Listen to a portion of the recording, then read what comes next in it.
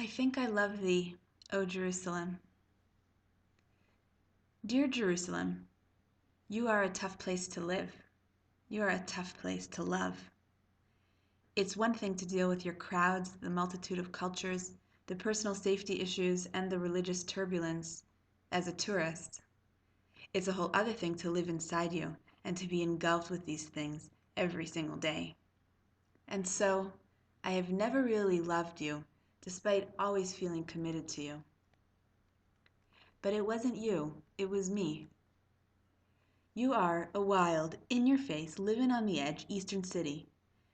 For some, wild is a natural choice, but not for me. It's not who I am. That's why I had to leave you for Vancouver in 2006. After being a Jerusalemite for 16 years, I realized that I was sick of you. I found you rude, loud, and unattractive. You also made me claustrophobic. When I noticed just how badly our relationship made me feel, I knew it was time for me to leave. Then I met Vancouver. It's a beautiful place where nothing much happens. It is peaceful and off the map, in many ways exactly what Jerusalem is not. And I loved it. I'm sorry, Jerusalem. Vancouver was the first city I ever loved, because that was easy. I arrived, saw the ocean, the mountains, the sweet homes. A few people smiled at me on the street, and I was sold. In many ways, it was the perfect relationship. It was peaceful, and I was able to express myself, my Jewishness, however I wanted, something I had never experienced with you. I had a sense of freedom I'd lacked here. But no, I never forgot thee. Because my roots are your roots. I didn't know how I could ever live within you, but something was missing when I lived without you. And so after 2.5 years in Vancouver, I started the 6-month process of convincing myself to give you another chance. Returning to you was even more terrifying than leaving had been because it meant returning to a relationship that hadn't worked the first time. I kept recalling how unhappy I had been in my former life. Neither of us could promise it would be different, but I was compelled to try. I had done some growing up, and maybe you had too. I prayed this time we would fit. Jerusalem, I gave Vancouver many kisses goodbye. I visited some last places, parted with friends. I said, I love you, but I have to go. I cried, and then I left, knowing I may never return. Our renewed relationship began on the eve of Rosh Hashanah 2009. Jerusalem, you were buzzing with holiday preparations. My parents' home was vibrant, and I was surrounded by family members.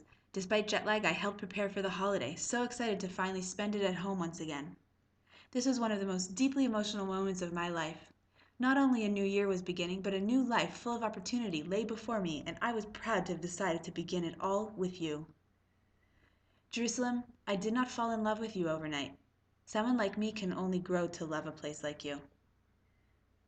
Now, years later, I struggle through your hot summers, but I'm in love with your glorious air. I am anywhere from uncomfortable to fearful of your Arab inhabitants, but I am grateful not to be living in a bubble. I work hard to pay for a small flat, but thank my good fortune for living in the home of my dreams in my favorite neighborhood. I've even been learning how to express my unique Jewishness, not hiding in Vancouver, but right here where everyone can see. I love where East meets West, deep inside of you. I stand on Derech Hebron on the Cinematheque Bridge and look out to the old city, the new city, and the hills of the Judean desert. I walk on the train tracks on Yaffo Street downtown where all kinds of characters roam. And I know when one chooses a relationship with you, one chooses to live on the edge. You are the place where things happen. Your history is so long that some archaeologists chuck aside anything found that is less than 2,000 years old.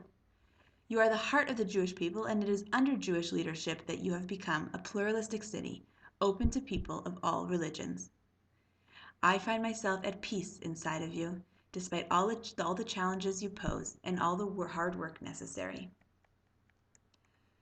Oh, Jerusalem, I will always think of Vancouver as a beautiful little corner of the world, but you are the real deal for a Jewess like me. You are prickly and stony, and yet you are beautiful and welcoming in a way not everyone can see. I am blessed because now I am able to see it, and I love you. I truly do.